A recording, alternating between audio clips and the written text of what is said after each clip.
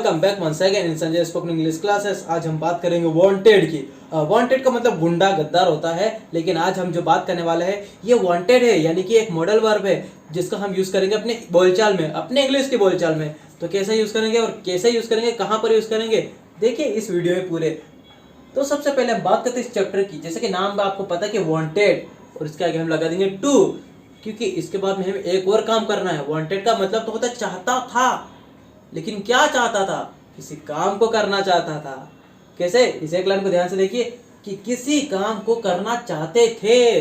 जैसे कि मैं तुमसे मिलना चाहता था, मैं एक नया मोबाइल खरीदना चाहता था, मैं तुम्हें पढ़ाना चाहता था, या फिर मैं तुम्हारे साथ रहना चाहता था। पास्ट में किसी काम को हम करना चाहते थे।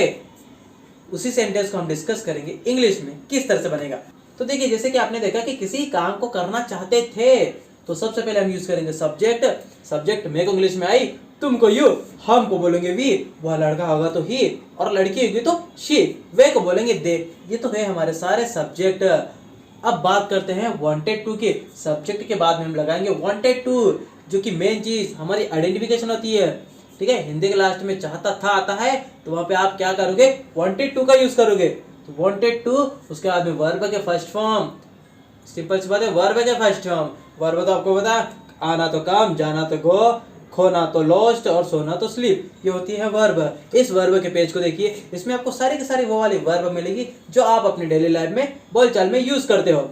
ठीक है, इसका अच्छे से स्क्रीनशॉट लीजिए और इसको रीड कीजिए, स्टडी कीजिए, सारी की सारी वर्ब आपको याद हो जाएंगे।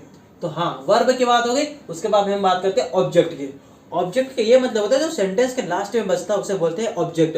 कैसे, सब्जेक्ट, वांटेड टू और वर्ब को निकालने के बाद में जो बच जाता है उसे बोलेंगे हम ऑब्जेक्ट। जैसे कि मैं इंग्लिश सीखना चाहता था, तो सबसे पहले हम क्या यूज करेंगे, मैं चाहता था के लिए हम क्या यूज करेंगे, वांटेड टू। तो आई वांटेड टू, सीखने के लिए क्या यूज करेंगे भाई, लर्न। तो आई वांटेड टू लर्न, क्या सीखना चाहता था, अंग्रेजी। तो अंग्रेजी किस में चले जाएगा, हमारे ऑब्जेक्ट में चले जाएगा। तो मेरा पूरा सेंटेंस क्या बन गया कि मैं अंग्रेजी सीखना चाहता था, यानी कि I wanted to learn English. Simple सा सेंटेंस बन गया। अच्छा, मैं मोबाइल खरीदना चाहता था, तो I wanted to purchase a mobile. मैं बाइक खरीदना चाहता था, तो I wanted to purchase a bike. मैं मेरा जन्मदिन धूमधाम से मनाना चाहता था, नहीं मना पाया। I wanted to celebrate my birthday with pomp and show. धूमधाम को इंग्लिश में क्या बोलेंगे, विद पॉम्प एंड शो। तो ये हुआ हमारा अफर्मेटिव। यदि हम बात करें नेगेटिव सेंटेंस की, तो नोट लगाएंगे, लेकिन नोट कहाँ लगाएंगे ये भी तो देखना पड़ेगा। तो इस स्ट्रक्चर को देखिए जरा ध्यान से कि किसी काम को नहीं करना चाहते थे। देखो, मैं तुमसे नहीं मिलना चाहता था, मैं तुमसे बात नहीं करना चाहता था, उसके बाद भी तुमने मुझे बार बार कॉल किया है ना। तो उसके लिए हम क्या यूज करेंगे, सबसे पहले सब्जेक्ट यूज करेंगे, फिर लिखेंगे डिड नॉट। देखो, जैसे प्रेजेंट सिंपल आपने पढ़ा होगा तो वहां पे हमने डू नॉट लिखा था। ठीक है, आपने वांट टू पढ़ा होगा तो वहां पे डू नॉट वांट लिखा था। यहाँ पे हम क्या लिखेंगे, डिड नॉट वांट टू, और वर्ब के फर्स्ट फॉर्म लास्ट में ऑब्जेक्ट। एक बार फिर से इस स्ट्रक्चर को ध्यान से देखिए। सबसे पहले हम यूज करेंगे सब्जेक्ट, उसके बाद में डिड नॉट, फिर लिखेंगे वांट टू, वर्ब का फर्स्ट फॉर्म और ऑब्जेक्ट। मैं तुमसे नहीं मिलना चाहता था, तो I did not want to meet you. मैं मोबाइल नहीं खरीदना चाहता था, है ना, जबरदस्ती खरीदना पड़ा। ठीक है, किसी को देना था इसलिए। तो I did not want to purchase a mobile. मैं अंग्रेजी नहीं सीखना चाहता था, जबरदस्ती मुझे सिखाई गई। देखो, I did not want to learn English. देखो, ये तो बहुत अच्छी चीज है। यदि आप नहीं सीखना चाहते थे और जबरदस्ती कोई सिखा दे, तो यानी कि ये तो सोने पे सुहागा हो गया। मतलब कोई चीज हम नहीं करना चाहते थे और अचानक से हो जाती है, तो ये हमारे लिए बेनिफिशियल ही है कहीं ना कहीं। तो मैं देखो अंग्रेजी नहीं सीखना चाहता था, तो I did not want to learn English, यानी कि डिड और नॉट के मिला के हम क्या बनाएंगे, डिडंट। तो कैसे बनाओगे कि मैं तुमसे नहीं मिलना चाहता था, तो I didn't want to meet you. मैं हॉरर मूवी नहीं देखना चाहता था, है ना, जबरदस्ती मुझे दोस्तों ने दिखाई और रात में डरावने सपने आए, बीमार हो गया मैं, तो I didn't want to watch horror movie. Negative खत्म। बात करते हैं इंट्रोगेटिव, यानी कि क्वेश्चन पूछने की। क्वेश्चन कैसे पूछेंगे, क्या तुम यहाँ आना चाहते थे। देखो, तुम्हें ऐसा तो नहीं कि पकड़ के लाया जबरदस्ती, तुम खुद भी आना चाहते थे ना जब भी आए इधर। तो कैसे पूछेंगे, स्ट्रक्चर का देखेंगे सबसे पहले। तो क्या किसी काम को करना चाहते थे, क्या तुम यहाँ आना चाहते थे। स्ट्रक्चर इंग्लिश में सबसे पहले लिखेंगे हम डिड, देन सब्जेक्ट, उसके बाद में वांट टू। पहले वांटेड था, लेकिन डिड के आने की वजह से क्या हो गया, वांटेड टू बन गया। क्यों, क्योंकि did is already second form और वांटेड भी सेकेंड फॉर्म होती है, तो दोनों जगह सेकेंड फॉर्म नहीं लगा सकते। तो जब डिड आएगा वहां पर आप क्या यूज करोगे, वांट टू सिर्फ। तो डिड, उसके बाद में subject want to, then verb first form in the last object. कैसे, क्या तुम यहाँ आना चाहते थे, तो did you want to come here. क्या तुम इंग्लिश सीखना चाहते थे, तो did you want to learn English. क्या तुम इंग्लिश बोलना चाहते थे, तो did you want to speak English. क्या तुम स्कूल जाना चाहते थे, did you want to go to school. ये हुआ हमारा इंट्रोगेटिव। अच्छा, ये तो हमारा सिंपल।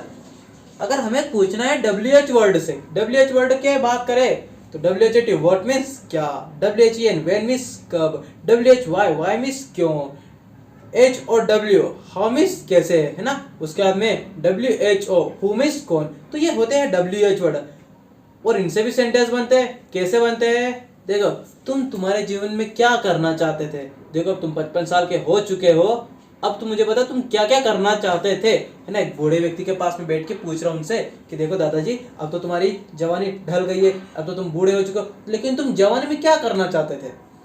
तो क्या करना चाहते थे, ये WH वर्ड से हुआ। तो WH वर्ड को अब क्या लगाएंगे उसके बाद में, यानी कि डिड के भी पहले तुम क्या करना चाहते थे। तो what did you want to do in your life. तो तुम्हारे जीवन में क्या करना चाहते थे। अच्छा, तुम क्या खरीदना चाहते थे, what did you want to purchase. अच्छा, तुम क्या बोलना चाहते थे, तो what did you want to speak.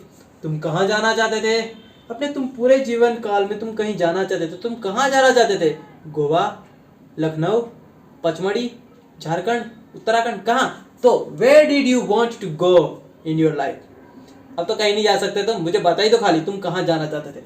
तो where did you want to go. तुम किसके साथ रहना चाहते थे, कटरीना के साथ, नहीं, इंसानों की बात करें, यानी कि हम अपने फैमिली मेंबर की बात करें। तो तुम किसके साथ रहना चाहते थे, तो विद हुम। किसके साथ तुम क्या लिखेंगे इंग्लिश में, विद हुम। तो with whom did you want to live. ये हुआ हमारा WH वर्ड। तो देखिए यहाँ तक आपको समझ में आ गया होगा, यानी कि हमने अफर्मेटिव की भी बात करी है, नेगेटिव की भी बात करी है, और WH से यानी कि क्वेश्चन की भी बात करी, किस तरह से क्वेश्चन पूछे। आपकी प्रैक्टिस के लिए कुछ एग्जाम्पल जो कि आपको अपनी कॉपी में नोट डाउन करना है और 2 से 3 बार बोलने की कोशिश करना है। ये एग्जाम्पल आप अपनी कॉपी में नोट डाउन कीजिए और इंग्लिश बोलने की कोशिश कीजिए।